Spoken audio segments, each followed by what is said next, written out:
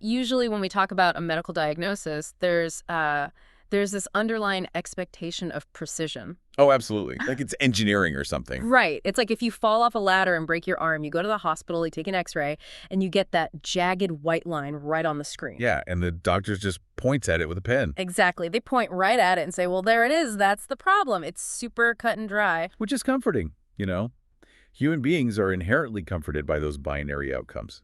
Broken or not broken. Yeah. Sick or healthy. Yeah, we desperately want our suffering to be visible. And quantifiable. We want it neatly categorized into a really clear treatment plan. But, the moment you step away from orthopedics and wade into the world of neurodevelopment or psychology and specifically trauma, that whole metaphorical x-ray machine just shatters. It really does. We start looking at a diagnostic landscape that is, well, to put it mildly, it's incredibly murky. Murky is probably the most generous word you could possibly use. It is a landscape defined by subjective reporting and overlapping symptoms. And a ton of cultural bias. Immense cultural bias. And that is exactly what we are navigating today. So welcome to Today in the Hypothesis. It's great to be here. If you are a curious learner, and I know that you are, otherwise you wouldn't be hanging out here with us, you have almost certainly heard the conventional wisdom surrounding trauma. Standard narrative. Right. There is this deeply ingrained, really pervasive societal narrative that trauma, and specifically severe dissociative disorders, are overwhelmingly, well, a female problem. Which is a huge misconception. Exactly. When we talk about dissociation, that, terrifying phenomenon where the mind splinters or numbs out or completely detaches from reality just to survive, we almost exclusively picture women. We really do. Like if you look at the waiting rooms of psychiatric clinics or if you pull up the official medical statistics, it looks like a completely gendered issue. Well, yeah, and if you only look at those surface-level institutional numbers, that narrative seems undeniable, right? It looks like hard beta. But our cultural stereotypes are relentlessly reinforcing this idea that women are simply more prone to psychological fragmentation under stress. But our mission today is to take that narrative, really examine its roots, and just completely shatter it. Absolutely. Because we have a profoundly fascinating multidisciplinary research paper in front of us today, and it's titled The Gender-Differentiated Phenotypes of Dissociation. It's a brilliant piece of work. It really is. And what this paper does is it unpacks this massive scientific paradigm shift.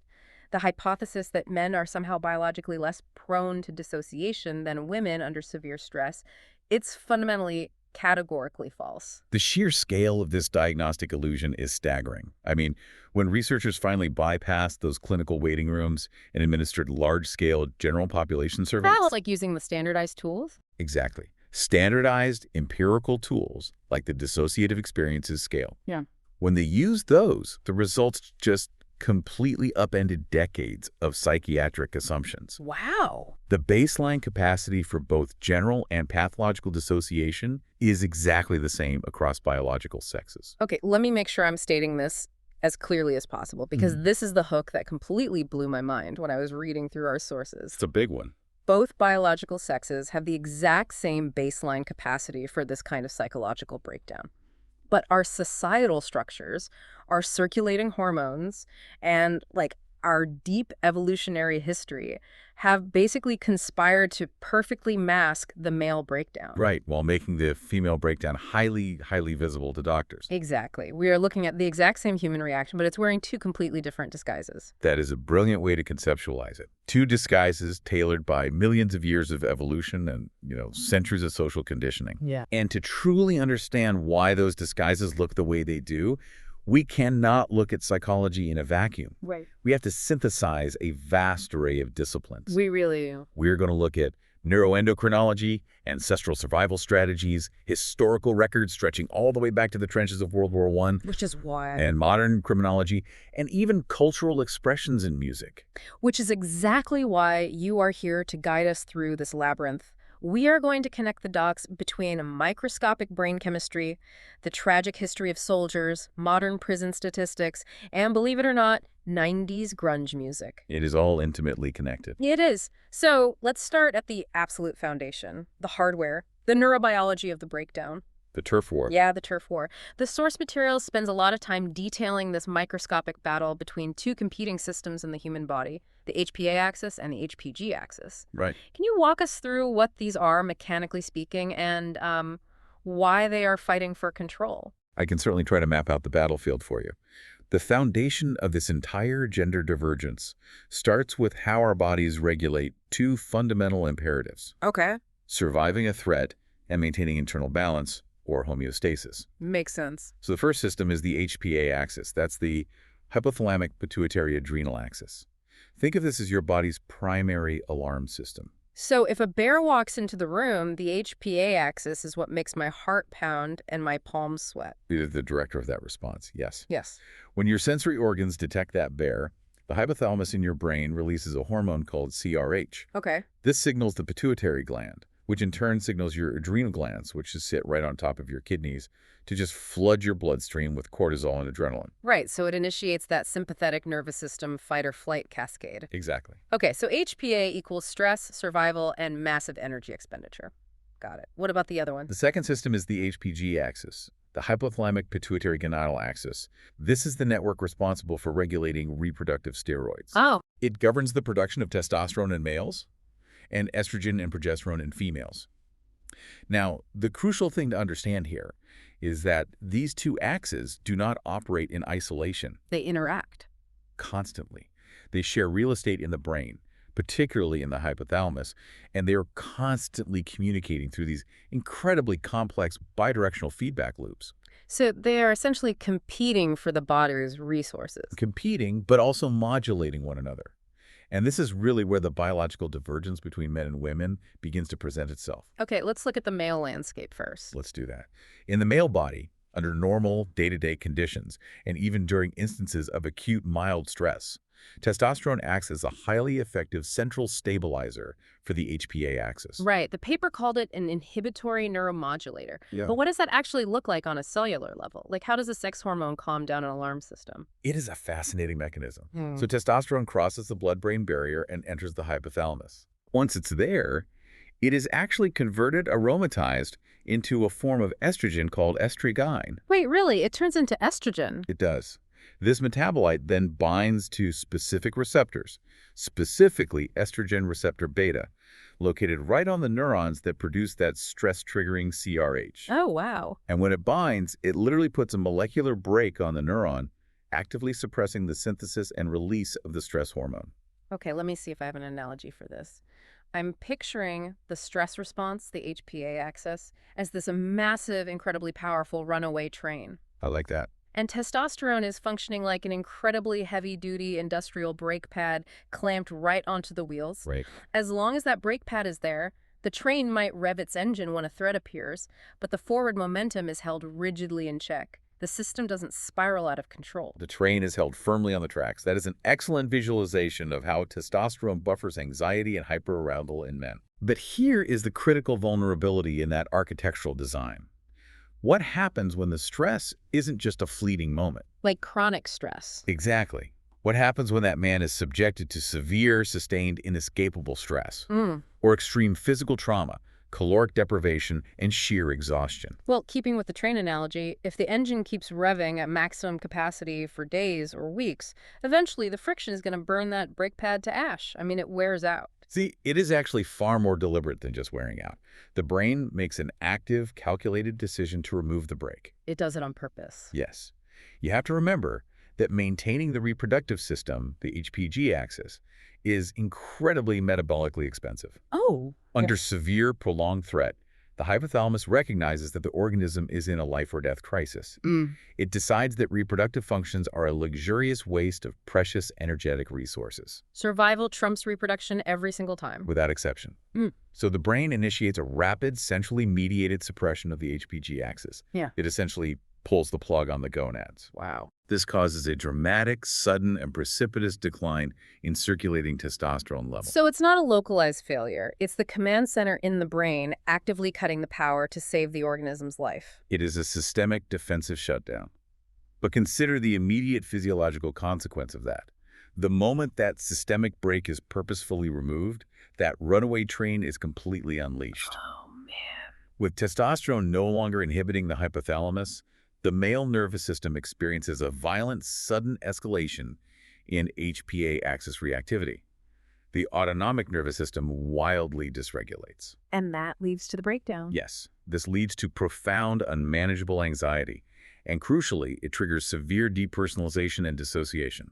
Because the brain is suddenly flooded with an overwhelming amount of stress hormones that it can no longer regulate. Precisely. It's a catastrophic crash. It's not a slow decline into a dissociative state. It's a cliff-edge drop-off. The man functions, resisting the stress until the central brake drops out, and the psychological fragmentation is just immediate. You've captured the exact trajectory. The male dissociative experience is fundamentally intertwined with this sudden androgen depletion. The stoic resistance gives way to a sudden, sweeping collapse of the integrated self. Okay, so that is the explosive brake failure model of male dissociation. Now let's contrast that with the female neuroendocrine landscape. Yes, let's do that. Because the paper makes it clear that female biology manages this threat completely differently. It's deeply shaped by the fluctuating levels of estrogen and progesterone. It is. But as I was reading, I actually found a contradiction, or what looked like one. The researchers state that estrogen actually increases stress sensitivity. If we're talking about managing trauma, why on earth would the body want to be more sensitive to stress? I completely understand why that seems counterintuitive at first glance. To clarify, estrogen generally upregulates glucocorticoid receptor expression. Okay, what does that mean in plain English? In plain English, it primes the female HPA axis to be more reactive to lower thresholds of stress. It is important to note that women maintain comparable total daily cortisol output to men, but their adrenal cortex is simply more responsive to signals from the brain. So the female alarm system is set with a hair trigger. It detects the threat faster and amplifies the signal. Yes. However, this is where the brilliance of the female biological adaptation really reveals itself. While estrogen is amplifying the stress signal, it is simultaneously stimulating the expression of mu-opioid receptors throughout the brain's limbic system. Mu-opioid receptors? Wait, those are the receptors that interact with endorphins, right? The body's internal pain management system. Exactly, endogenous opioids.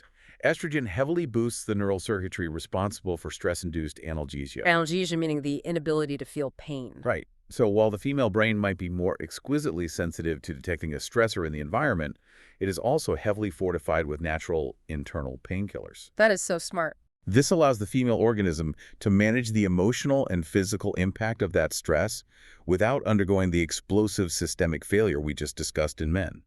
Let me make sure I'm following this because the implications are massive. Yeah. If estrogen is the fuel keeping this internal painkiller factory running, what happens when those estrogen levels fluctuate or plummet? That is the critical question. Oh, like, for instance, during the aftermath of severe trauma, or even during natural biological transitions like postpartum or menopause. Well, when estrogen drops rapidly, the synthesis of endorphins in the hypothalamus and pituitary gland crashes right along with it. Oh, wow. Suddenly, the robust opioid buffer that was insulating the nervous system is just gone. The underlying emotional stability is severely disrupted, and the threshold for psychological fragmentation for dissociation is significantly lowered. So it's tied to the cycle. Therefore, female dissociation isn't a cliff-edge drop-off caused by a single brake failure. It is deeply tied to the ebb and flow of these neuromodulators and the sudden absence of internal pain management. That makes perfect sense. It's a system built on modulation rather than rigid suppression. But I do have a question about how this translates into the real world. Okay. The paper discusses how women mount a stronger immune response to stress. They specifically mention sex-dependent microglial activation. How does emotional stress turn into literal physical nerve pain? It's a devastating mechanism. Does this explain why women so frequently develop chronic pain conditions after trauma? It explains the mechanism beautifully and tragically. Let's look at those microglial cells you mentioned. They are the primary immune defenders in the central nervous system. Okay. Under chronic, inescapable stress, the female immune system's highly robust response causes these microglial cells to become hyperactive. They begin releasing pro-inflammatory cytokines throughout the nervous system. So the brain is literally inflamed. It is a state of chronic neuroinflammation.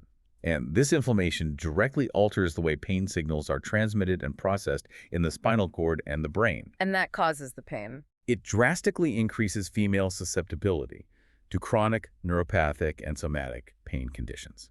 We are talking about debilitating illnesses like fibromyalgia, chronic fatigue syndrome, and severe chronic migraines. Which are diagnoses that overwhelmingly affect women. Exactly. And in clinical settings, these physical pain conditions frequently present right alongside somatoform dissociation and emotional numbing. Wow. The psychological agony of the trauma is literally biologically synthesized into physical bodily pain by the hyperactive immune system. It's incredible how inextricably linked the mind and the immune system really are. We tend to think of them as separate departments, but they are speaking the exact same chemical language. They are entirely unified, and you can see this stark contrast in a laboratory setting. How so? When researchers challenge men and women with the exact same acute psychosocial stressors, say, forcing them to perform complex math in front of a hostile audience, the male physiological response is explosive. Because of the HPA axis. Right. They exhibit massive sharp spikes in heart rate, blood pressure, and salivary cortisol.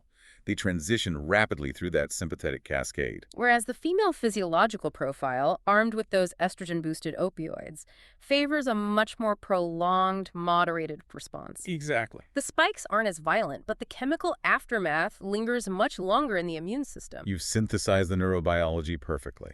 Well, the hardware makes sense, but biology doesn't just spontaneously generate these systems in a vacuum. If we want to understand why our bodies react this way, why men evolved an explosive brake failure mechanism, and why women evolved a prolonged pain-modulated immune response, we have to look backward. To our ancestors. Yeah, we have to look at the ancestral environment that forged these traits. We all know the phrase fight or flight. It's taught in every high school biology class. But the paper introduces a much broader spectrum of evolutionary defense cascades, specifically tend, befriend, and freeze. When we encounter these complex biological differences, the most illuminating question we can ask is, what were these specific systems designed to protect against in our ancestral past? Right. From an evolutionary psychology standpoint, this divergence in threat response strategies represents perfectly logical adaptations to entirely different survival challenges. To grasp it, we have to rely on parental investment theory. Parental investment theory. Okay, let me take a stab at this. Go ahead. Historically, in the ancestral environment, females had a vastly higher biological, energetic, and temporal investment in offspring. I mean, the math is undeniable. Gestation, the extreme physical toll of pregnancy, the dangers of childbirth, years of lactation, and vulnerable postnatal care. Exactly. A female's genetic survival was intrinsically, permanently tied to the immediate physical survival of her highly dependent offspring. That is the core premise. The ancestral female was rarely, if ever, a solitary actor. Her survival calculus always had to include dependence. And Males, on the other hand, biologically produce abundant, energetically cheap gametes. Their primary evolutionary hurdle wasn't gestation. It was intense intrasexual competition. fighting other men. Yes, they had to compete with other males, often violently, for social status, territory, and mating access. So over millions of years, male traits evolved to be optimized for risk tolerance, physical aggression, rapid energy mobilization, and resource acquisition. Precisely. And that evolutionary history is the birthplace of the classic fight-or-flight response. Okay, that tracks. When an ancestral male faced an acute danger, a predator or a rival human, his HPA axis, uninhibited by that testosterone brake we discussed, would massively up-electrify his skeletal motor system. Getting ready for action. Blood rushes to the muscles, vision narrows, pain perception drops. He basically has two viable options: engage in violent physical combat to eliminate the threat, or utilize maximum physical exertion to run away. It's a very straightforward kinetic equation. It is. But you can't just copy and paste that equation onto the female experience. Apply that same explosive fight-or-flight expectation to an ancestral female who is currently holding a crying infant or heavily pregnant. It becomes a formula for extinction. Active physical combat with a larger predator or a statistically larger human male aggressor carried an exceptionally high risk of severe injury or death for the female. Which dooms the child. Exactly. In the ancestral environment, if the mother dies, her dependent offspring almost certainly starves or is killed. The genetic line ends immediately. Furthermore, rapid physical escape, the flight aspect, might be physically impossible while carrying a child or recovering from birth. So because fighting and fleeing were often lethal or impossible, females had to evolve a completely different primary behavioral response to threat. They did. The paper calls it tend and befriend. Break down the mechanics of that for us. Under threat, rather than defaulting to confrontation or isolated flight, Women are biologically predisposed to engage in behaviors that maximize collective safety. The tending aspect involves immediate, quiet, nurturing activities designed to calm and protect offspring, reducing their visibility to predators. Okay, and then the befriending. The befriending is the drive to rapidly seek out social support, to affiliate with other females, and to embed oneself within a secure collective network. Because a group is harder to attack than an individual. Precisely. This biobehavioral pattern isn't just a conscious choice.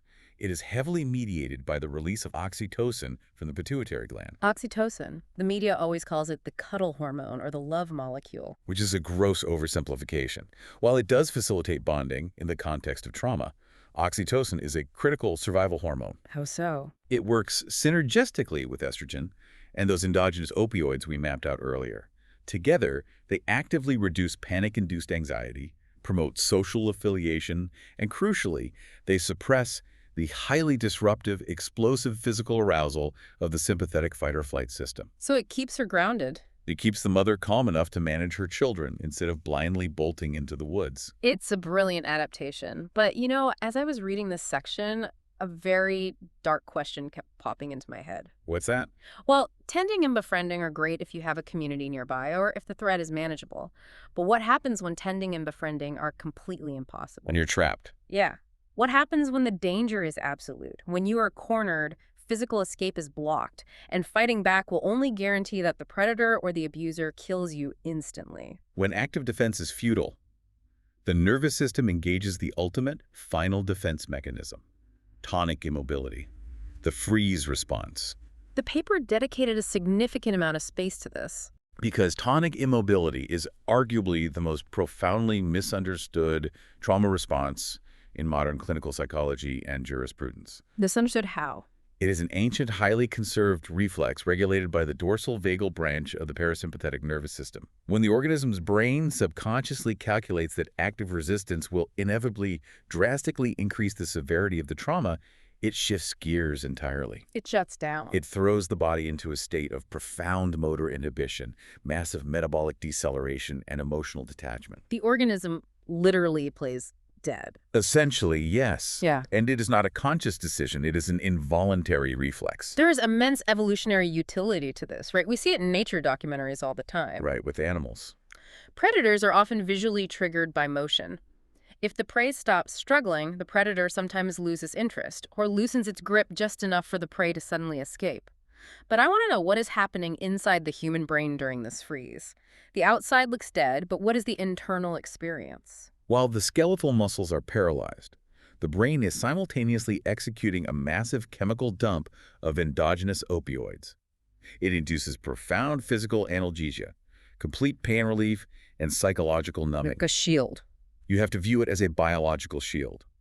The brain knows the body is about to sustain massive damage, so it shuts off consciousness and pain perception to protect the central nervous system from being permanently destroyed by the localized impact of severe physical and emotional trauma. The statistical data the paper provided on this is absolutely staggering. They note that approximately 70% of female survivors of sexual assault report experiencing significant tonic immobility, meaning involuntary motor paralysis, during the assault itself. That's incredibly common. And an incredible 48% reported extreme total paralysis. They literally could not move a muscle no matter how much they wanted to. Because it is entirely automatic. Yet our modern society, our media, and tragically our legal system frequently interpret this biological paralysis as a lack of resistance or even a form of implied consent. Why didn't she fight back? Why didn't she run? It's a devastating misinterpretation of basic biology.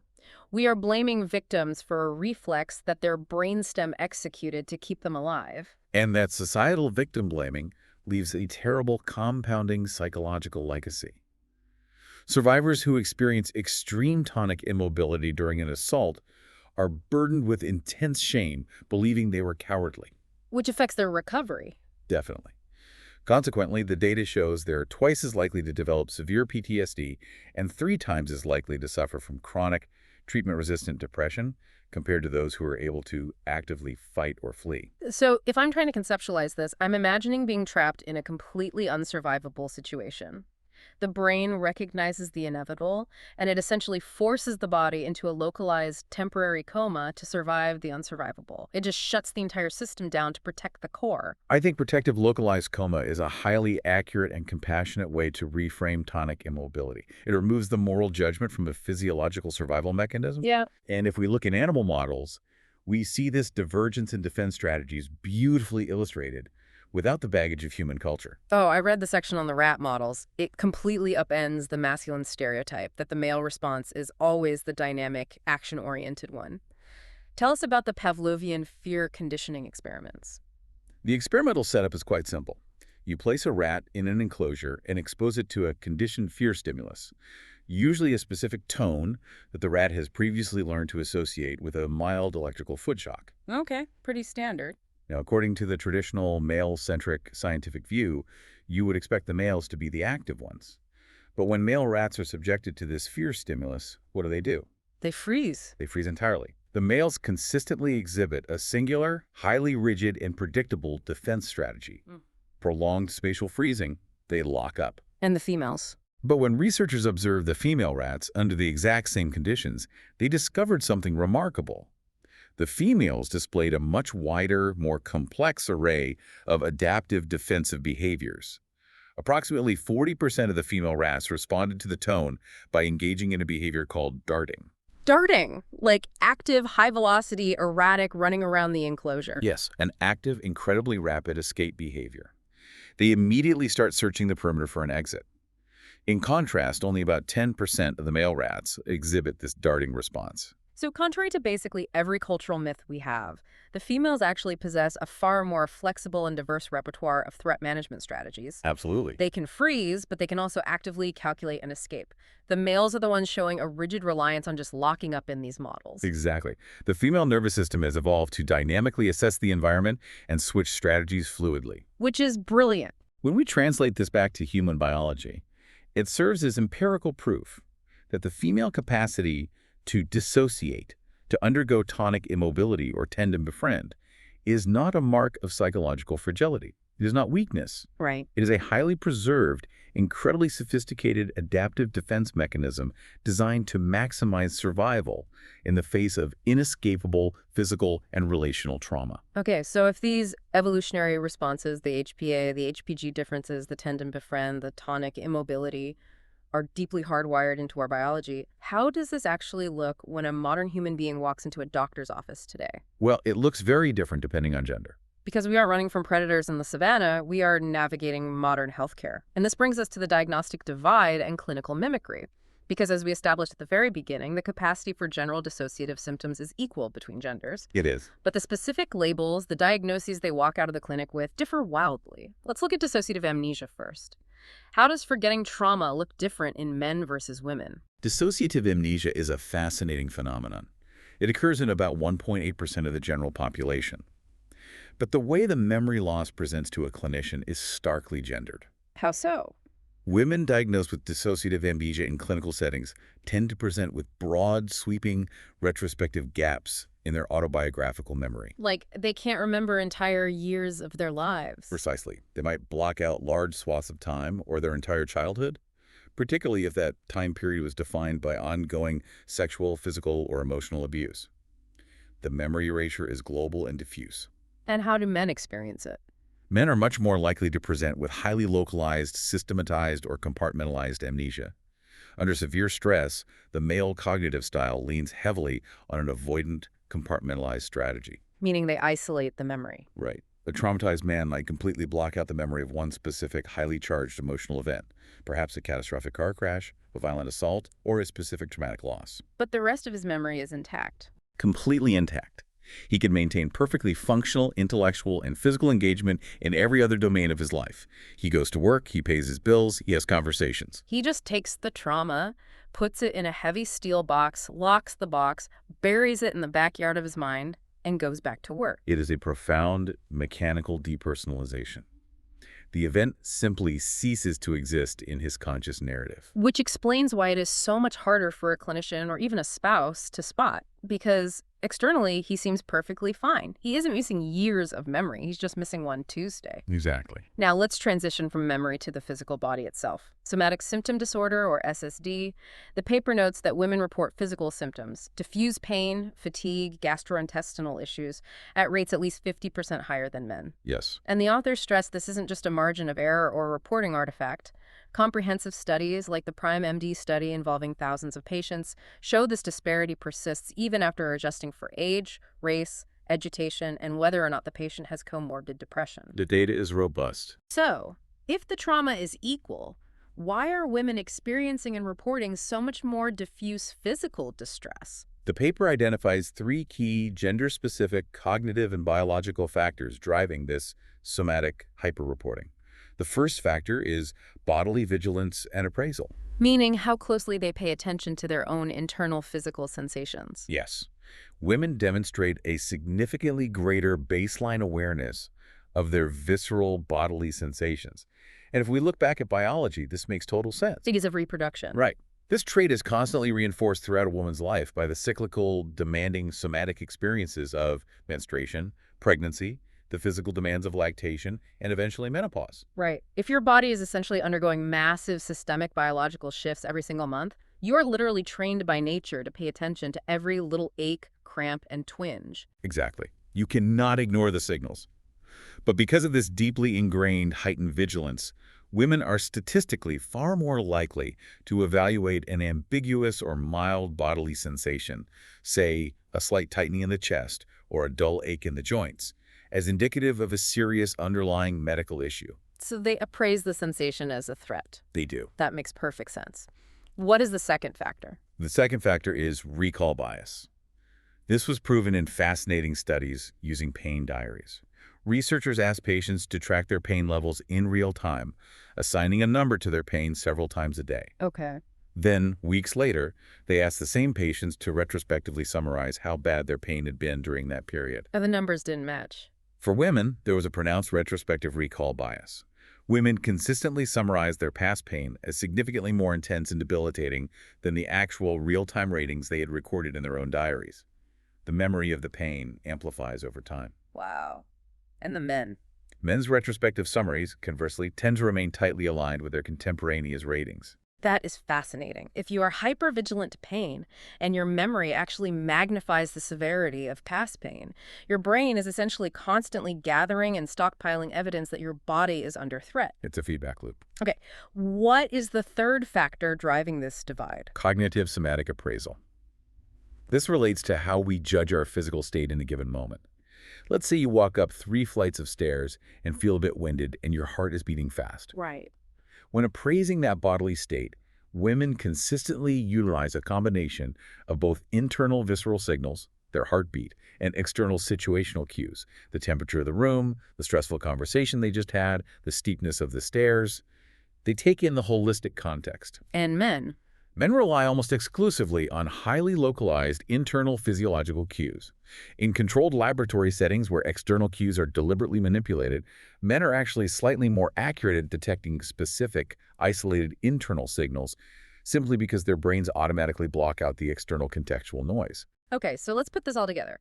Women are taking in a much broader range of data. They are feeling the sensations more diffusely, their memories are recalling the pain more intensely, and their immune systems are pumping out inflammation due to estrogen fluctuations. Yes. This perfectly explains why female psychological trauma so often manifests as diffuse systemic physical pain that drives them into a medical clinic seeking answers. It creates a perfect storm for somatization. Now, the paper also brings up a critical clinical variable here, and it's something we need to navigate carefully because it involves a frequently misunderstood population. They discuss the intersection of trauma-induced dissociation and somatic disconnection among transgender and gender diverse, or TGD, individuals. Yes, the researchers highlight this as a vital area of clinical mimicry that frequently leads to severe misdiagnosis. We have extensive data showing that TGD individuals experience exceptionally high rates of interpersonal trauma, childhood abuse, and systemic minority stress. Which is terrible. Consequently, it is unsurprising that approximately 29.6% of this population meets the diagnostic criteria for a dissociative disorder. Furthermore, individuals experiencing gender dysphoria frequently exhibit a profound, distressing disconnect from their physical body. And standard psychiatric diagnostic instruments, like the dissociative experiences scale we mentioned earlier, they aren't nuanced enough to tell the difference, right? Not at all. A clinician sees a patient who feels profoundly disconnected from their physical form, and the standard questionnaire assumes it is purely trauma-induced depersonalization. That is the diagnostic trap. Standard tools routinely misinterpret the somatic disconnection of gender dysphoria as purely pathological dissociation. The critical distinction that a competent clinician must make lies in the underlying psychodynamic vector. Victor. It's about the directionality of the patient's distress. Explain what you mean by directionality, like fleeing versus seeking. Exactly. Yeah. Pathological dissociation, the classic trauma response we've been discussing, represents a desperate attempt to escape from an overwhelming, intolerable, external or internal reality. It is a fleeing motion. Okay. It generally manifests as a diffuse, emotional, and physical numbing across all domains of life, accompanied by memory fragmentation and a profound loss of personal agency. It's running away from the burning building of trauma. You don't care where you end up as long as you can't feel the fire anymore. Yes. But gender dysphoria represents a deeply rooted attempt to move toward an authentic, embodied self. The somatic disconnection experienced in dysphoria is highly specific, not diffuse. The individual might avoid mirrors or feel profound incongruence with certain secondary sex characteristics, feeling that their body does not reflect their internal reality. But it is a targeted incongruence, not an attempt to numb out their entire existence or erase their autobiographical memory. And the clinical outcomes data supports this distinction clearly, right? Because the researchers note what happens when these specific underlying causes are treated appropriately. The empirical data is definitive.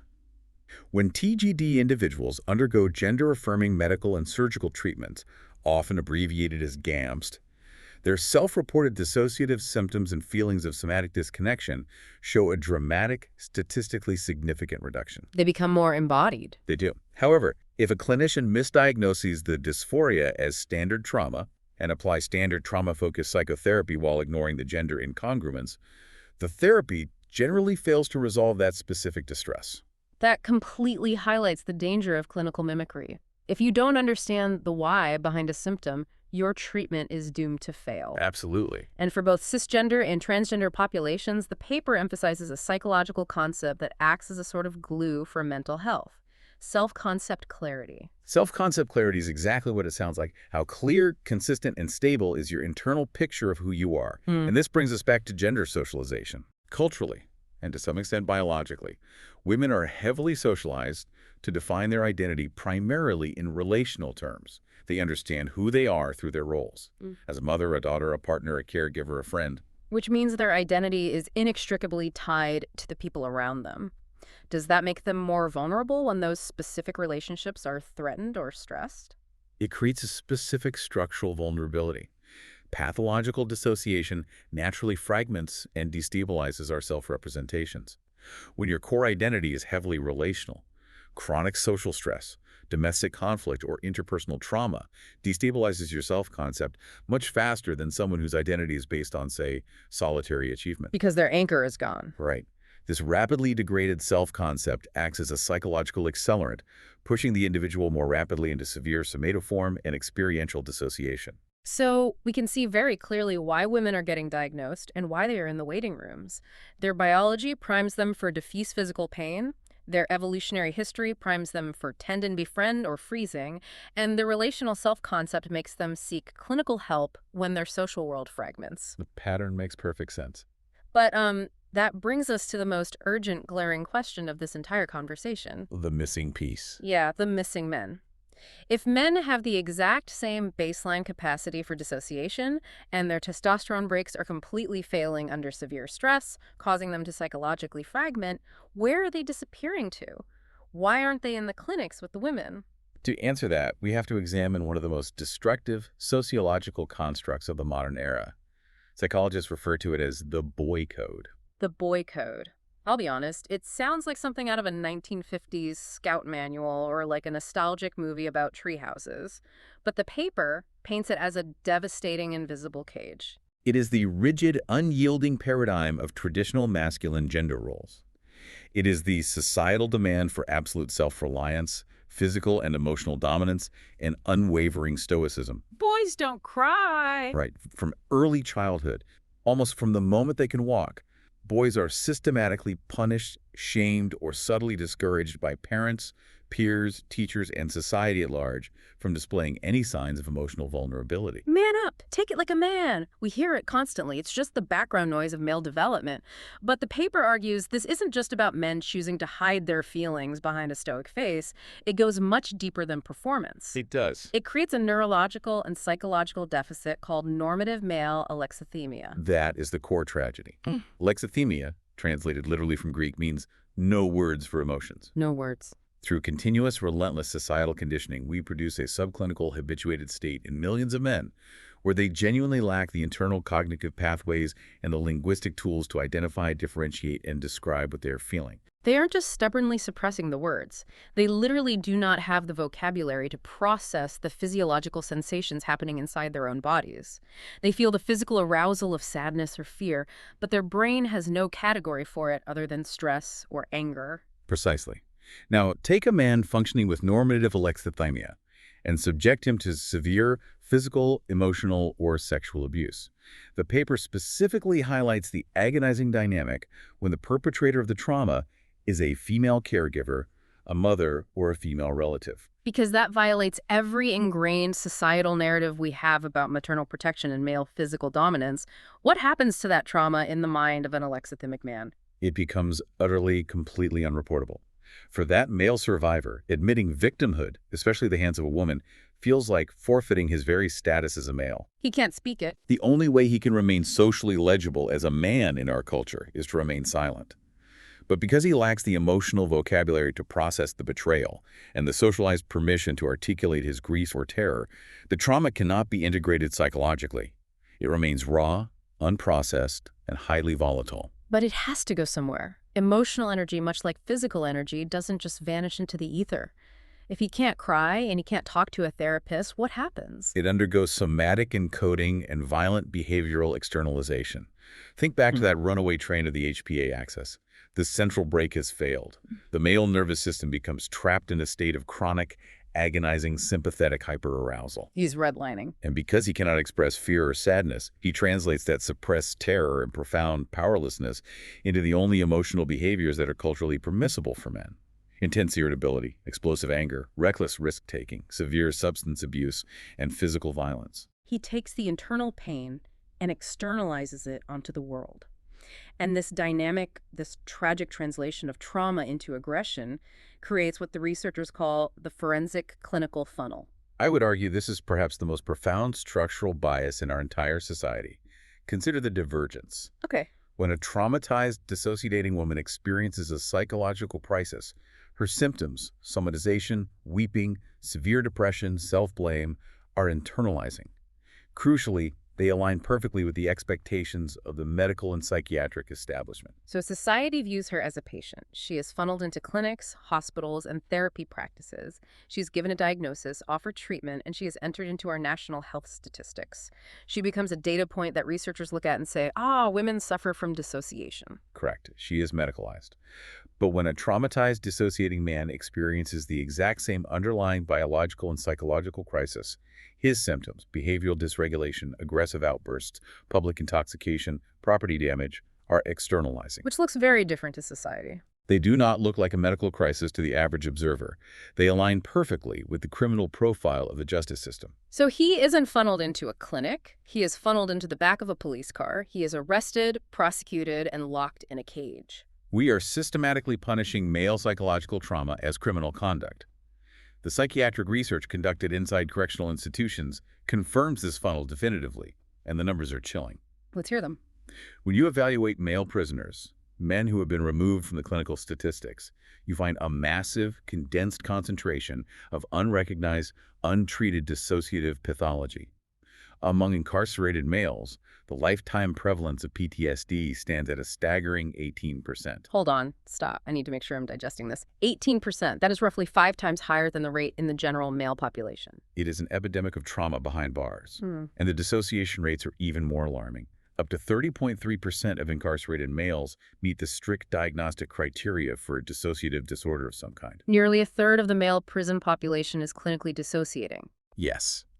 Think about the carceral environment. Yeah. It is highly stressful, inherently violent, and profoundly depriving. Right. For young male prisoners, the vast majority of whom have horrific histories of childhood neglect and abuse, depersonalization and derealization become desperate, automatic coping mechanisms. They detach their minds from their bodies just to survive the psychological horror of daily life in a cell. But the absolute tragedy here is the perception. A prison guard doesn't look at an inmate and see a traumatized man trapped in a dissociative freeze response, do they? No, they don't. Prison staff routinely misinterpret the classic symptoms of dissociation: a vacant, glassy gaze, severe memory lapses regarding rules, a sluggishness to respond, or a failure to follow verbal instructions as deliberate, insolent, antisocial defiance. They just think he's acting out. They view the dissociation as a refusal to be rehabilitated. Which means the symptom itself is punished. The prisoner dissociates to survive, the guard perceives it as defiance, and the prisoner is thrown into solitary confinement, which only exacerbates the trauma and the dissociation. It is a closed-loop system perfectly designed to ignore and punish male suffering. It perpetuates the cycle infinitely. And to demonstrate just how powerfully culture dictates the shape that trauma is allowed to take, the paper provides a fascinating, heartbreaking comparison with non-Western contexts.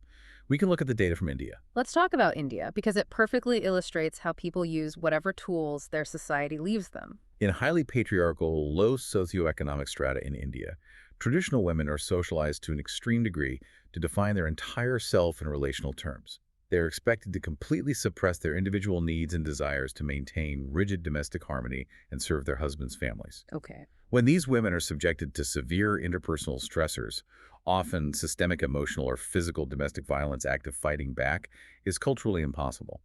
And fleeing means total destitution and social exile. So fight and flight are off the table. They are trapped. What does their biological dissociation look like when the HPA axis overwhelms them? They resort to a culturally legible physical pattern known in psychiatric literature as dissociative stupor. And it is incredibly prevalent. It accounts for a staggering 60% of all female dissociative presentations in tertiary Indian psychiatric clinics. What does dissociative stupor actually look like in the home? These women exhibit profound motor disorders. They become completely unresponsive to their environment, entering trance-like states or suffering from severe non-epileptic convulsions that mimic seizures. They cannot cook, they cannot clean, they cannot serve the family. The paper described it with a phrase that gave me chills. They called it a silent physical scream. It is a profound description. In a society that systematically denies these women a verbal voice or any legal recourse, these dramatic, somatized presentations are the absolute only way to legitimately, temporarily escape their crushing domestic responsibilities. It is the body signaling extreme distress when the mouth is forbidden to speak. It proves the point so clearly. The culture dictates the shape the trauma is allowed to take. If you are an Indian woman who cannot speak, your body collapses into stupor to speak for you. If you are an American man who isn't allowed to cry, your body externalizes the pain as rage, and you end up in a cell. The underlying pain is identical. Only the culturally permissible camouflage changes. Okay, so physical trauma and inescapable abuse push these biological buttons clearly. But in the modern industrialized world, we aren't always facing physical predators or violent spouses. We spend most of our time facing abstract structural threats. Yes, economic stressors. And the terrifying thing this paper reveals is that those abstract, invisible threats can trigger the exact same biological collapse, which brings us to the impact of financial stress, identity threat, and dissociative fugue. This is where we see just how deeply intertwined masculine identity is with economic productivity. In modern capitalist societies, macroeconomic instability, chronic financial strain, and job insecurity represent massive sources of systemic terror. Real terror. And the way our brains process and attempt to dissociate from that terror is heavily moderated by gendered societal expectations. Well, let's unpack the traditional setup because it sets the baseline. In heterosexual partnerships, traditional gender role theory dictates that the male is the primary breadwinner, the provider. And when couples operate successfully within that traditional framework, the act of providing actually acts as a significant, protective, psychological buffer for the husband. If the family is struggling financially due to outside factors, His personal mental distress actually decreases as his proportional share of the couple's income increases. Wait, really? Even if they are poor, if he makes most of the money, he feels less stressed. Yes. His financial dominance within the microcosm of the family reinforces his masculine identity and his sense of pride. That validated identity counterbalances and buffers against the negative emotional impact of the broader economic struggle. He feels like he is fulfilling his biological and social purpose. But what happens when that dynamic flips? The paper cites a fascinating piece of research, the Swedish GEDEC 2024 study, which looked at massive amounts of longitudinal data from marital cohorts. The Swedish study is incredibly revealing. And they discovered a massive spike in severe mental health issues when a wife begins to earn more than 50% of the household income. They termed it the female breadwinner penalty. The statistics are undeniably robust. When the wife crosses that 50% earning threshold, the probability of either partner receiving a clinical psychiatric diagnosis rises by 11% globally across the cohort. But the types of psychiatric diagnoses they receive are highly distinctly sex-specific. Break down the numbers for us. What exactly happens to the husbands who suddenly find themselves out-earned by their wives? Husbands see a massive 53% increase in substance-related disorders. We have to view this through the lens of everything we've discussed today. This is a chemical numbing of an intense existential identity threat. Because he lost his role. For a traditionally socialized man, losing his career, or simply being out-earned by his female partner, represents a profound, catastrophic threat to his core identity. He has failed the single most important metric of the boy code. Precisely. But because of that very same boy code, he lacks the socialized permission to express his feelings of inadequacy, vulnerability, or fear to his wife or his peers. He cannot seek emotional help. So the stress builds. So the internal silent distress escalates rapidly into hyperarousal, and he turns to alcohol or drugs to chemically induce dissociation from the agonizing loss of his masculine legibility. It's chemical dissociation. And what about the wives? Because logically, in a purely economic sense, earning more money and having financial security should drastically reduce a person's stress, right? But that's not what the Swedish data shows. Not at all. Wives in this scenario see a staggering 74% increase in stress-related conditions and somatic complaints. This physiological breakdown is driven by the crushing cognitive and physical overload of the double burden. The second shift? Yes, she has assumed the primary role of economic provision, but cultural inertia is incredibly strong. In the vast majority of these cases, she is still simultaneously shouldering an unequal, traditional distribution of domestic labor, childcare, and the invisible household cognitive load. So she is working 50 hours a week as the primary breadwinner, absorbing all the stress of the corporate world, and then coming home and immediately doing a second full-time shift as the traditional tending and befriending wife and mother. It's unsustainable. No wonder her HPA axis is redlining and causing physical illness. Her stress skyrockets. But let's look closer at the men in this scenario, because the paper connects this male financial distress directly to something far more severe: suicidal ideation, specifically mediated by dissociation. This is a crucial, life-saving finding for clinical intervention. The data shows that financial stress alone, just being broke, is not a statistically significant direct predictor of past week suicidal thoughts in men. Humans are actually quite resilient to poverty if their identity remains intact. But when you combine severe financial strain with high pre-existing levels of dissociation, there is a massive, deadly interactive moderation effect. The cognitive affective vulnerability becomes highly toxic. Walk me through the actual cognitive steps of that. How does dissociation turn financial stress into self-harm? The man's mind is utilizing pathological dissociation to numb the unbearable psychological pain of his perceived financial failure. But in doing so, the dissociation heavily fragments and degrades his core self-concept. He loses himself. He loses his sense of self-worth, his connection to his family, and his grounding in reality. And that profound erosion of the self-concept removes the fundamental cognitive barriers and survival instincts that normally protect against self-harm. Because if the self doesn't really exist anymore, destroying it doesn't seem like a tragedy. The dissociation accelerates the risk of active suicidal behavior because the identity is no longer intact enough to defend its own existence. It is a fatal unraveling of the survival instinct. And in its absolute most extreme, spectacular form, this specific economic identity threat triggers a psychiatric phenomenon historically documented as dissociative fugue. Dissociative fugue. I have always found this concept both utterly terrifying and endlessly fascinating from a neurological perspective. The paper points out that historically, fugue states have clustered almost entirely in middle-aged men who are facing catastrophic, inescapable financial ruin, bankruptcy, or the sudden loss of a lifelong career.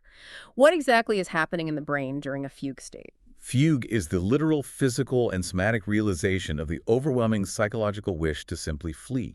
The male mind is trapped. It is entirely unable to resolve the intense, agonizing conflict between societal expectations, the absolute demand that he must be a provider, and his crushing economic reality, the fact that he has unequivocally failed. He can't face it. He cannot fight it, and he cannot rationally escape it. So the brain takes over. The brain triggers a massive, unprecedented dissociative block. It literally erases his entire autobiographical memory, his name, his family, his history gone. Wow. Once the identity is deleted, the man physically wanders away from his home, boards a train, walks to a new city, and spontaneously assumes an entirely new, unburdened identity elsewhere. He might take a job as a manual laborer or a bartender, living for months with zero recollection of his previous life, just to survive the psychological collapse. I am continually struck by the analogy of a computer. It is exactly like a computer wiping its own hard drive to stop a fatal overheating error.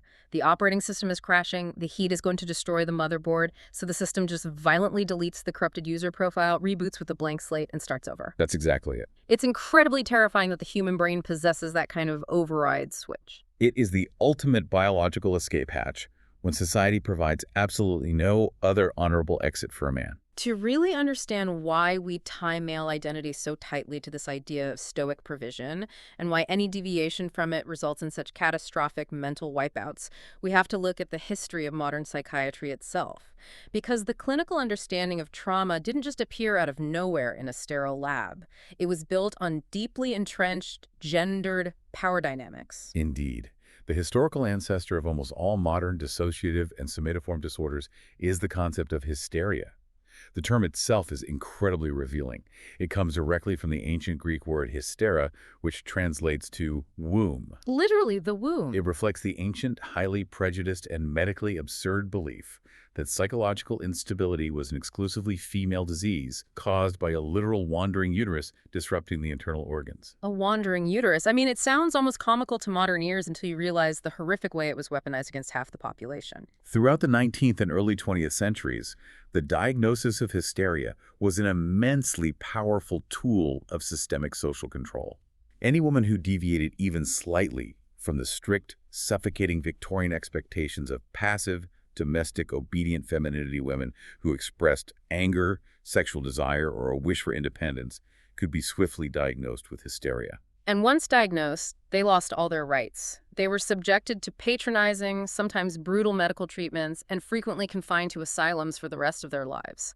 It was the medicalization of noncompliance. Precisely. So as we enter the 20th century, the concept of psychological dissociation and emotional breakdown is firmly, inextricably established in the medical and public mind as an inherently, exclusively female issue. But then the First World War happens, and this is where the narrative violently collides with reality. You have the unprecedented scale of industrialized combat, relentless artillery bombardment, the absolute meat grinder of the trench warfare system in Europe. The scale was unimaginable. And suddenly, the British and French militaries are facing a mass, uncontrollable outbreak of severe mental breakdowns among their frontline male soldiers. Hundreds of thousands of men are collapsing. And this presented a massive existential crisis of legitimacy for the military authorities and the psychiatric establishment.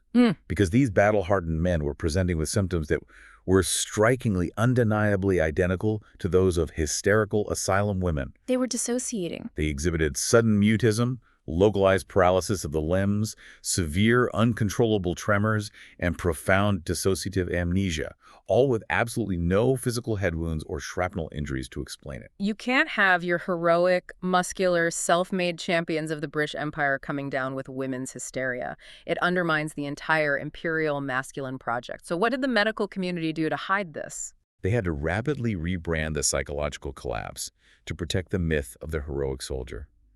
They coined the term shell shock. Initially, they desperately tried to maintain a purely physical explanation. They hypothesized that the symptoms were the result of microscopic, undetectable brain damage caused by the atmospheric concussive force of exploding artillery shells. Hence the name. But that physical excuse fell apart pretty quickly when they actually looked at the patients, didn't it? It collapsed almost immediately because it soon became glaringly clear that many of the most severely traumatized soldiers exhibiting extreme shell shock symptoms had never been anywhere near an exploding shell. Some hadn't even reached the front lines yet. So what did they do then? Once the physical explanation failed, the military medical establishment immediately shifted the blame toward personal moral failing. Under the heavy influence of a militarized, eugenic ideal of masculinity, shell shock was aggressively, punitively stigmatized. It became classified as a disease of weak manhood, a sign of hereditary cowardice. And the treatment methods for these traumatized men, I have to say, reading the section about clinician Louis Yelin was profoundly horrifying. We need to pause and recognize the cruelty of what was done to these men in the name of medicine. Yelin was a prominent figure who utilized brutal, explicitly punitive physical therapies at the National Hospital in London. He viewed the soldiers' dissociative symptoms like mutism not as trauma, but as a failure of masculine will. He electrocuted them. He would apply intense, agonizing electrical shocks directly to the tongues and throats of soldiers suffering from hysterical mutism. And while he was literally electrocuting them, he would verbally berate them, demanding that they act like men, surrender their symptoms, and return to the trenches. He was torturing them into compliance. He was using agony to break their dissociative shield. But even the more progressive, pioneering psychologists of the era, like Charles Myers, who used early forms of psychoanalysis and talk therapy, their ultimate goal wasn't much better, was it? No, the institutional goal remained exactly the same. Myers and others recognized that the soldier was using dissociation to repress the unbearable terror of combat. The therapist's job was to dismantle that dissociation. But the entire therapeutic process was framed entirely in the language of a militarized masculine ethos. Right. Recovery was framed as a masculine confrontation where the patient had to square up to his past and master it like a man. The goal of therapy was always to reinforce the military social order, never to question the sanity of the war itself. That is the incredibly dark, tragic irony of it all. Society created this rigid, militarized, masculine ideal, drafted these men, sent them into an industrialized meat grinder that violently shattered their minds, and then essentially electrocuted them for having a perfectly normal, biological human reaction to unimaginable horror. It was a masterful, devastating strategic displacement of responsibility. By pathologizing the individual soldier, blaming his weak nervous system, his lack of moral fiber, or his poor heredity, the military doctors completely exculpated the governments and the war itself. And concurrently, we must note that this intense historical focus on male battlefield trauma completely marginalized women's experiences of war trauma. Right, because there were hundreds of thousands of women experiencing the horrors of war. There were women serving on the front lines as nurses in the field hospitals, and millions of women surviving devastating, continuous air raids on the home front. They were exhibiting the exact same symptoms of severe trauma and dissociation. Yet their cases were largely ignored or trivialized by the clinical establishment. Operating under the deeply sexist assumption that women's minds were inherently less developed and naturally prone to breakdown anyway, doctors dismissed female war trauma as unremarkable. Which is just so unjust. This compromised their medical treatment and frequently resulted in authorities denying them post-war medical pensions because their trauma wasn't considered heroic. It's infuriating on every level, but there is a literary reflection from that era that captures this entire dynamic perfectly. The researchers highlight Rebecca West's brilliant 1918 novel, The Return of the Soldier. It remains a seminal, piercing feminist critique of wartime dissociation. The novel centers on a character named Chris Baldry, an aristocratic soldier who returns from the French trenches suffering from profound dissociative amnesia. Right, he forgets everything. He has entirely erased the last 15 years of his life. He forgets his marriage to his cold, rigidly upper-class wife. He forgets his sprawling estate, and he only remembers his youthful pre-war love for an ordinary working-class woman named Margaret. And West is using his amnesia brilliantly. She isn't framing it as a medical pathology. She's framing it as a psychological escape from a profoundly sick society. Exactly. In the narrative, Chris's dissociation is presented as a perfectly logical, almost healthy escape from the artificial, suffocating demands of his upper-class social station, the toxic expectations of masculinity, and the absurd horrors of industrial combat. It's a refuge. And the novel's feminist critique is devastating. When the psychoanalysts finally cure him by forcing him to remember his dead child and his current life, they aren't saving him at all. They are just rebuilding him so they can send him back to the slaughter of the front lines as a perfect, functional soldier. The society itself was fundamentally sick, and recovery simply meant a violent resubjugation to that sick social order. It's a haunting critique. Which makes you wonder. History shows us repeatedly pathologizing dissociation to control and punish people. But are there places in the world where humanity actually harnesses this mental detachment on purpose, where it is socially sanctioned and productive? There are, yes. This leads us to our final major area of exploration: cross-cultural trance and aesthetic absorption. This is where we step outside the Western clinical paradigm and look at how different cultures actively utilize dissociative states. While Western medicine strictly clinicalizes and pathologizes these states as disorders, cross-cultural anthropology shows us that dissociation is frequently channeled through highly structured, socially productive scripts. Like possession trance. The most prominent, widespread example of this is the possession trance state, yes. Possession trance. This is where an individual's personal identity is temporarily replaced by a culturally recognized spiritual entity, a god, an ancestor, or a demon. The paper mentions an incredible resource called the Sex Differences in Religion Dataset, which analyzed 215 diverse cultures globally. What did they find about who exactly gets possessed? The demographic breakdown is not random in the slightest. Possession trance exhibits a highly significant positive correlation with societies that have high social complexity, rigid institutional hierarchies, relative economic deprivation, and strict moral and social control, such as extremely low frequencies of permitted premarital sex. And who are the ones getting possessed? Crucially, within those rigid societies, possession trance cults are overwhelmingly, disproportionately female-dominated. Overwhelmingly female. Let's break down the why behind that. You have to think about the daily power dynamics in highly structured, rigid patriarchal societies. Women in these cultures are subjected to constant domestic subordination, severe movement restrictions, and a complete systemic lack of direct political, legal, or economic power. They are completely trapped. Within these oppressive systems, possession trance serves as a vital, subconscious psychodynamic safety valve. It acts as a socially sanctioned idiom of distress. So when a woman enters a possession trance, her personal subordinated agency is split off. She isn't the one acting out. The spirit is acting through her body. Exactly. That is the genius of the cultural adaptation. Under the unquestionable guise of a demanding, powerful, often male spirit, she can safely express deeply repressed desires and act out cultural taboos without ever violating her own social script or risking brutal punishment. Because it's not her. While possessed, she can shout vicious criticisms at her abusive husband, she can absolutely refuse to do her grueling domestic labor, and she can loudly demand expensive gifts, specific luxury foods, or better treatment. And the family and the community are forced to satisfy these demands to appease the angry spirit. Because it's not her doing it, it's the spirit. It's brilliant. She is completely protected from domestic violence or social ostracism because she isn't responsible for the spirit's behavior. And the broader culture responds with a practice called adorcism instead of exorcism, right? Yes. In the Christian West, we are conditioned to think of exorcism, violently driving the evil spirit out of the body to cure the patient. But in many of these trance cultures, the practice is adorticism. Accommodating it. The intrusive spirit is not expelled, it is domesticated, accommodated, and welcomed. The possessed woman is trained by older women to host the spirit during regular structured community rituals. Over time, she graduates from being a victim of possession to achieving the status of spirit medium like the Pericon in Chitrali societies. That completely flips the entire power script.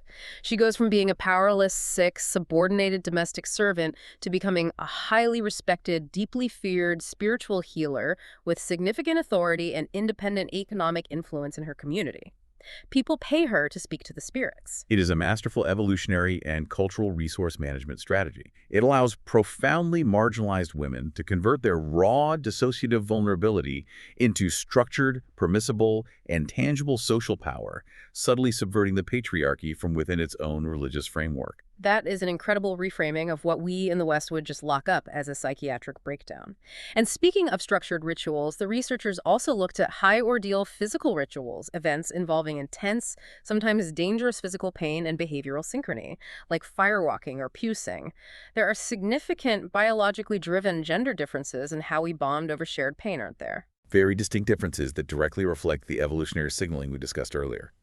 Women report significantly stronger social bonding and affiliation after participating in non-synchronous rituals that involve high levels of perceived shared pain. Okay. For women, the shared experience of enduring physical suffering together is a direct, honest signal of vulnerability and mutual support. It strongly facilitates the formation of close, protective relational networks. We are hurting together, therefore we are safe together. The pain proves the trust. And for men. Men report greater social bonding only after highly synchronized collective physical activities that are perceived as painful or exhaustive. For men, simply hurting together isn't enough. Signaling physical fortitude must be rigidly synchronized within a coordinated group to achieve functional defensive unity. Like an army? It's about building an effective, cohesive military or hunting unit, not just sharing emotional vulnerability. So we have religious trance and intense physical ritual as forms of sanctioned dissociation. But there is a much more common, accessible, everyday way that modern people harness dissociation to survive the modern world: aesthetic expressions. Specifically, the consumption of music. Yes, psychologists refer to normative, everyday, non-pathological dissociation as absorption. Getting lost in the music. This is defined as the capacity for intense, effortless involvement in an imaginative or sensory task, to the point where you temporarily lose self-reflexive consciousness and awareness of time and your external environment. You get lost in it. Music is an exceptionally powerful, universally available, enabling technology for this adaptive psychological detachment. We use music to build an invisible sensory barrier between ourselves and external stress.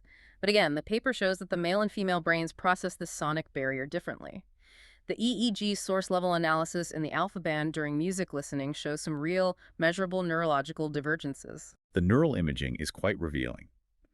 When listening to music, whether it is joyful or melancholic, females exhibit significantly enhanced mean brain activation compared to males, particularly localized in emotional processing regions like the anterior cingulate gyrus.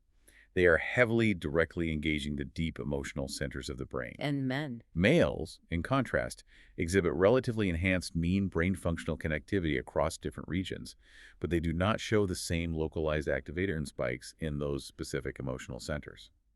The processing is more diffuse. But despite those neurological differences in how the brain lights up, the psychological draw is remarkably similar, particularly when it comes to the phenomenon of sad music. The paper calls it the tragedy paradox.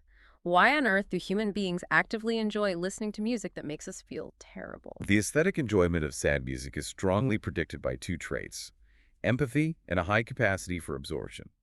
According to the dissociation theory of aesthetic enjoyment, listeners who have a high propensity for absorption utilize the safe, ambiguous nature of music to actively, deliberately dissociate. To detach. By getting lost in the song, they temporarily deactivate their own real-world feelings of displeasure, anxiety, or grief, allowing them to enjoy the profound emotional intensity of the art while remaining entirely protected from actual real-world psychological pain. You can feel the crushing sadness of the song without it actually threatening your own life or relationships. It's a proxy emotion. And this aesthetic manipulation of dissociative states was incredibly visibly vital in recent musical history. The paper points to the post-punk and grunge music movements as massive cultural safety valves. Let's look at post-punk in the late 70s in the UK. Post-punk emerged during a time of intense post-industrial economic decay, high unemployment, and bleak prospects for young working-class men. These young musicians actively rejected the energetic, extroverted bravado of traditional rock for a highly experimental, avant-garde sound. Like Joy Division. Bands like Joy Division perfectly capture this suffocating post-industrial alienation. The vocals were often monotone, flat, and detached. The guitars were abrasive, scratchy, and repetitive, and the production was spacious, cold, and heavily effects-laden. It created a profoundly disorienting, disembodied acoustic soundscape. It was literal music that sounded exactly like clinical dissociation feels: cold, detached, and echoing. And then in the early 1990s, the grunge movement in the US Pacific Northwest took those themes and made them a massive mainstream cultural phenomenon. You had bands like Alice in Chains dealing with the ravages of heroin addiction and family loss, using sludgy, abrasive, heavily distorted guitars and eerie, minor-key vocal harmonies to express intense, suffocating, inescapable pain. And we absolutely must connect this back to the demographic listening to it, the millions of young men buying those records. For an entire generation of young males constrained by the rigid demands of the boy code, suffering from pervasive normative male alexithymia, literally lacking the linguistic words to describe their own trauma, depression, or fear, these musical movements were not just entertainment. They were a lifeline. They were a vital, life-saving psychological outlet. Think about your own favorite sad song. When you are overwhelmed, popping on a pair of noise-canceling headphones and blasting a heavy, melancholic grunge track is a modern microversion of a tribal trance state. The music gave these alexithymic men a culturally legible, socially acceptable canvas. They couldn't go to therapy, and they couldn't cry to their friends, but they could project their unarticulated trauma onto the band. There was a proxy. They utilized musical absorption to achieve a controlled, shared state of dissociation that helped soothe the chronic pain of a completely silent inner life. It was a safe, masculine way to feel. It provided the emotional vocabulary they were systematically denied by their society. Yeah. It was a sonic substitute for tears. So, as we reach the end of this incredible journey, what does this all mean? Let's bring all these disparate, fascinating threads together. Dissociation is not, and has never been, a gendered weakness. The foundational hypothesis that men are biologically less prone to it is entirely demonstrably false. Completely false. It is a universal, highly sophisticated human survival tool that our biology executes, but our culture shapes and disguises. We see women in the clinical waiting rooms because society allows them to express hurt, and their biology primes them to experience and report it as diffuse physical pain.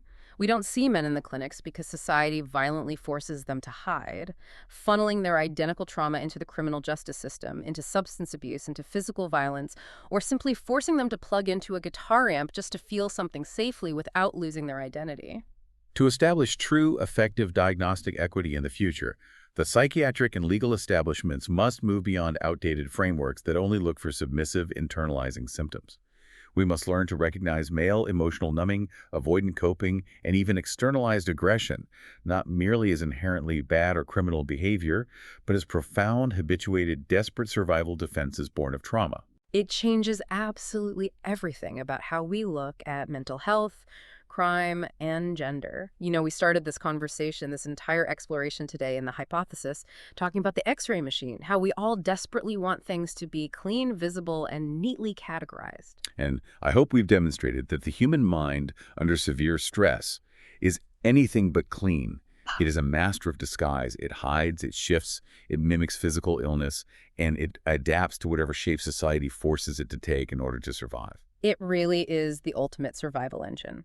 But before we wrap up today, I know you always have one last provocative thought for us to chew on. Where do we go from here? I do. Today we have discussed at length how physical societal expectations, like the role of the male breadwinner, the domestic wife, or the heroic soldier in the trench, force our brains to manifest psychological trauma in very specific physical ways. Right. But we are rapidly, irreversibly entering a new era of deep virtual reality, AI-mediated relationships, and remote, increasingly bodiless existence. So I leave you with this question to ponder. If our physical societal roles and our connection to our tangible bodies begin to completely dissolve into the digital world over the next century, how will the human brain choose to dissociate 100 years from now? When we no longer have a physical society or physical neighborhood to wander away from into a fugue state, will our minds simply invent a way to disappear entirely into the cloud? Wow, a digital fugue state, just spontaneously erasing your digital footprint and vanishing into the code?